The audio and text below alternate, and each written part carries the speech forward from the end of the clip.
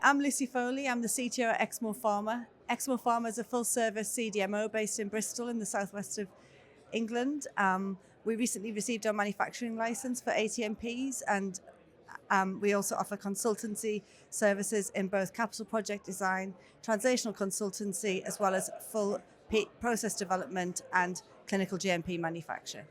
We can see that technology is maturing in the industry, and that there's I guess a standardized set of unit operations, a library of unit operations that we've picked from.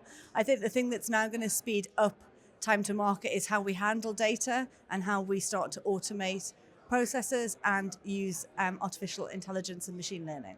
I don't think we can ignore that the data that we get from these processes is really the key to unlocking and learning more, to delivering better therapies to our patients, to delivering more personalised therapies to our patients, to getting a batch out the door right every time. And at the minute, I don't believe that we are optimising the use of tools used in other industries to apply to our industry and the data that we collect.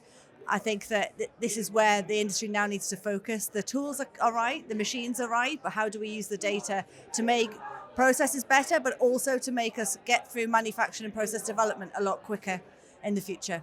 I think we still have the conundrum of scale up or scale out. So when we're scaling out now, you hear a lot of people talking about decentralized manufacturing, multiple manufacturing sites. Again, it becomes a data issue, like how do we transfer those processes, make them robust? And I think the VR has a big role to play in that, and training operators and making sure things are done consistently on across different sites and in different manufacturing facilities.